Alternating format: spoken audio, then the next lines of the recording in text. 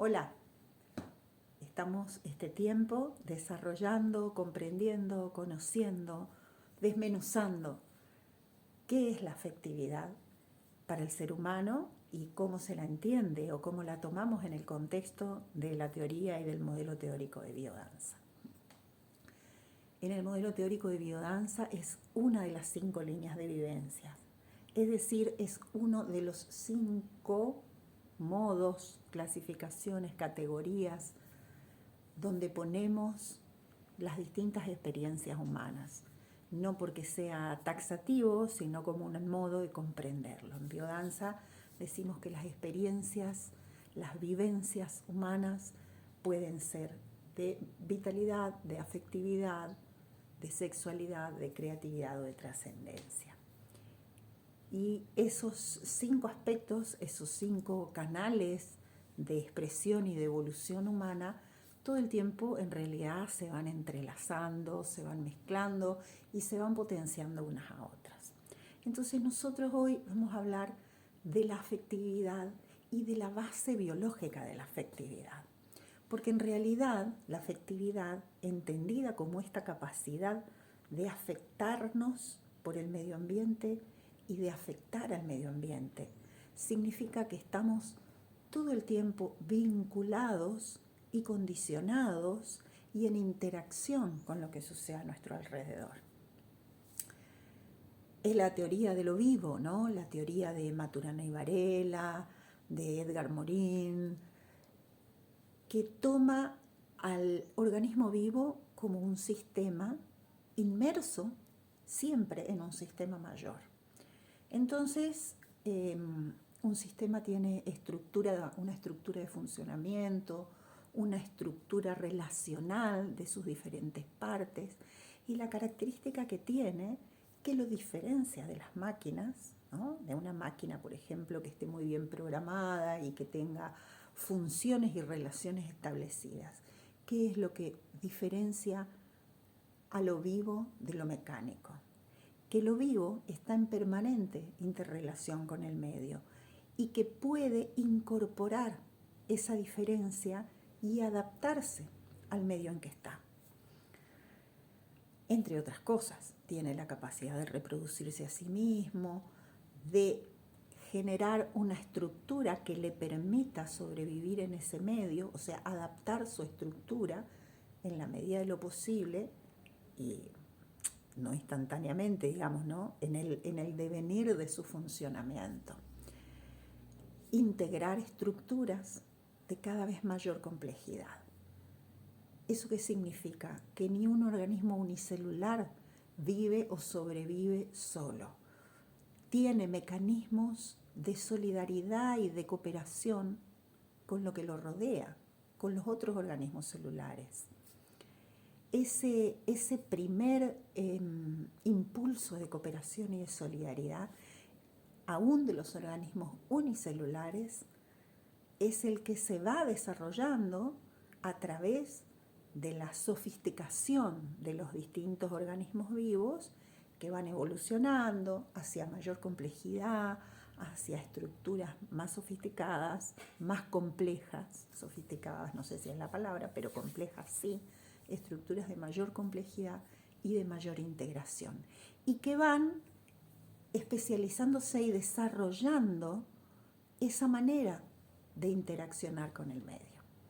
Entonces, a partir de una célula, la vida se fue transformando en distintos organismos, que es la parte de más abajo del modelo de biodanza, donde la filogénesis, esa palabra que está ahí, significan años y años y años y siglos y miles de tiempo, donde los organismos vivos se fueron adaptando al medio, fueron tomando la capacidad, desarrollando la capacidad de adaptarse de distintas maneras. Y ahí sucede la evolución de las especies por muchos mecanismos, que durante mucho tiempo se priorizó el concepto, el paradigma de que la evolución se daba sí o sí por competencia, competencia de los recursos, competencia del espacio, del oxígeno, del alimento, y que así prosperaban y generaban estructuras y mecanismos de supervivencia o de superación, ¿no? Y ahora se sabe de que, por supuesto, que hay una competencia por los recursos, por el espacio, por el territorio, pero que existe básicamente muchos mecanismos químicos que hacen que las células o los organismos se modifiquen en función del conjunto más grande, de la comunidad más grande, del cuidado de ese ecosistema. Inclusive ahora se sabe que las plantas tienen sistemas de sustento y de solidaridad unas con otras, con las redes de hongos que se conectan por debajo de la tierra. La biología es vastísima en este sentido, pero lo que a nosotros nos importa es que esta capacidad de vincularnos y de vernos afectados y afectar lo que pasa a nuestro alrededor es profundamente biológica. Y en las distintas especies va evolucionando ese sistema de adaptación. En nosotros, esa manera de interaccionar no es solamente con el cerebro, es con todo el cuerpo. Pensamos con todo el cuerpo, se sabe ahora, la neurociencia ha ido haciendo descubrimientos maravillosos. Entonces, todo nuestro sistema endocrino está todo el tiempo funcionando para regular esa interacción. Nuestro sistema inmunológico está todo el tiempo adaptándose, reforzándose, modificándose para nuestra adaptación al medio, nuestra supervivencia y nuestro mayor bienestar. Y nuestro sistema nervioso, por supuesto, que comanda, organiza toda la información. No solamente da instrucciones, porque ahora se sabe eso. Antes creíamos que el cerebro determinaba desde el cerebro hacia los órganos, hacia nuestro cuerpo, nuestro ser completo, determinaba nuestro funcionamiento. Y ahora se sabe que la vía de comunicación es permanentemente retroalimentada. No solo van los impulsos por los nervios desde el cerebro hacia las distintas partes de nuestro cuerpo, sino que todo el tiempo está recibiendo información desde las distintas partes de nuestro cuerpo, nuestro cerebro. Entonces, ahí funciona el sistema límbico hipotalámico adaptativo, sistema adaptativo límbico hipotalámico, el SIAL, que es el sistema que profundamente rige nuestras reacciones y nuestra capacidad de sentir y de vincularnos. Porque obviamente el vínculo se da en la medida en que yo percibo lo que me pasa, lo que me afecta, y lo puedo expresar, puedo interactuar con lo que me rodea. Por supuesto que sabemos que los principales factores de influencia ambiental es, por supuesto, el clima, el lugar donde vivimos, los animales que nos rodean, las mascotas, pero sobre todo son los otros seres humanos. Entonces, esta afectividad está marcada por los vínculos que tenemos, sobre todo con las personas. Y el modo de vincularnos está determinado por las primeras experiencias de nuestra vida, por esos vínculos primarios, que le llamamos vínculos primales, de la persona que nos cuidó, del modo en que nos miró, del modo en que nos alimentó, que nos hizo sentir seguros y amparados.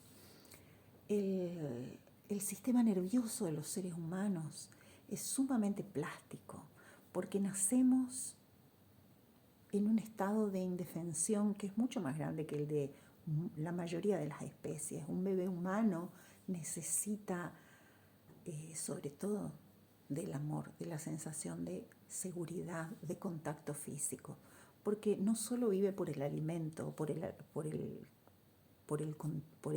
alimento o por el abrigo, ¿no? No es un bebé que ha estado alimentado y abrigado y no expuesto al medio ambiente para que no se lastime, no se golpee.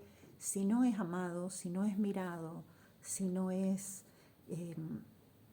acariciado, probablemente se pueda llegar a morir. Eso está estudiado, es una enfermedad que se llama marasmo. Entonces, necesitamos profundamente los seres humanos para seguir desarrollando nuestro sistema nervioso, que tiene esa capacidad plástica maravillosa y que entonces en nuestra primera infancia, en nuestras vivencias más cercanas al nacimiento, pero inclusive se sabe también intrauterinas, esas vivencias se llaman protovivencias.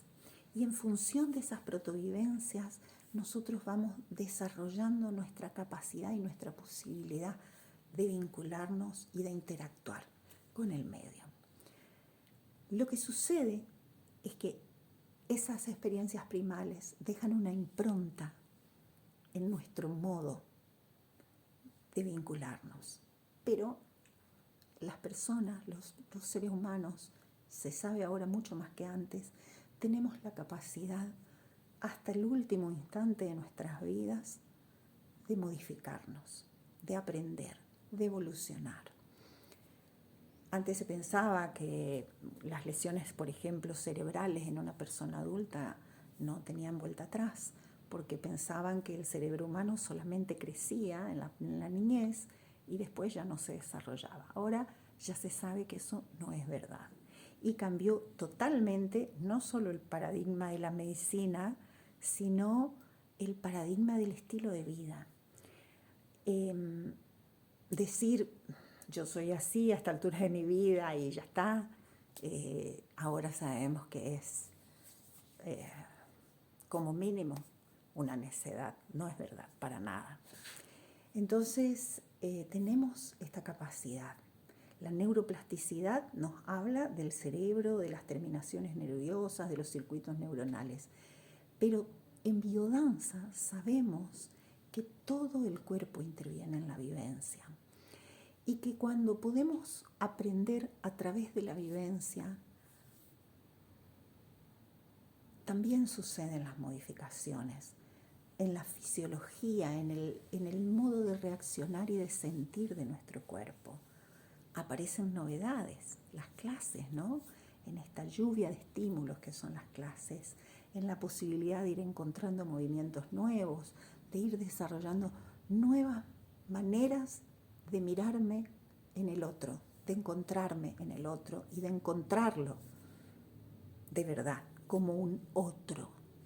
Entonces, la afectividad en el ser humano se trata de esto, de esta inmensa capacidad que tenemos de vincularnos y de retroalimentarnos todo el tiempo, porque la nutrición en este contexto no solo significa alimento físico del que se come, significa el intercambio energético y de información completa que implican los sentimientos, el amor, el compartir, la amistad, la maternidad, la paternidad, la hermandad, ¿no? Toda esa inmensa gama de posibilidades que tenemos para desarrollar a lo largo de nuestra vida, que son nuestros potenciales, que están también ahí en el modelo teórico como ese gran tesoro a descubrir, a estimular. Entonces la biodanza genera la posibilidad de despertar, de abrir canales, de estimular estos potenciales para que se expresen. Los potenciales de la afectividad, por supuesto, que son el amor, la plenitud, la compasión, el altruismo, la solidaridad, el compañerismo y la amistad. En la posibilidad de construir relaciones ecológicas. Por supuesto que la pareja, ¿no es cierto? Hablamos también de la pareja ecológica, pero hablamos de ecología desde esta mirada biológica, desde la posibilidad de tomar conciencia de que estamos profundamente conectados con todo lo que nos rodea. No hay modo de obviarlo. Podemos no ser conscientes, pero aunque no seamos conscientes, estamos todo el tiempo en vinculación. Pero entonces ahí aparece un ingrediente estructural de la afectividad, que es la conciencia, que es lo que nos da la posibilidad de darle sentido y significancia a lo que sentimos. No son simples emociones la afectividad. Es también la posibilidad de que eso, sostenido en el tiempo, adquiera un significado en mi conciencia, que siempre va a estar vinculado con mi historia de vida, con lo que yo soy, con lo que yo entiendo de la existencia, con mi proyecto de vida completo, ¿no? Siempre va a estar dentro de ese marco, porque como seres humanos crecemos desarrollando una conciencia y una manera de conocer al mundo que tiene que ver con nuestra cultura, con nuestra familia, pero bueno, de nuevo, con todo lo que nos rodea. Entonces, hay un concepto bellísimo que a mí me encantaría destacar, que es el de negentropía. En términos físicos, la materia tiene siempre la tendencia a dispersarse y a desintegrarse, a desordenarse. Entonces, en un sistema vivo, lo que hace que esa materia no se desordene y se desintegre es la negentropía. O sea, la posibilidad de tomar la novedad y lo que está sucediendo afuera y adaptarme y generar un intercambio, tomar lo que necesito, dejar lo que es tóxico o alejarme de lo que es tóxico y alimentarme y retroalimentarme todo el tiempo con lo que me rodea. Lo que me rodea, las personas, la naturaleza, el jardín de mi casa, mi proyecto de trabajo, mi equipo de trabajo, el árbol de mi patio. Entonces la negentropía es la única fuerza que no se agota en el universo. Es la fuerza, ese intercambio de información y de sucesos entre el adentro y el afuera son la base biológica del amor. Hasta acá.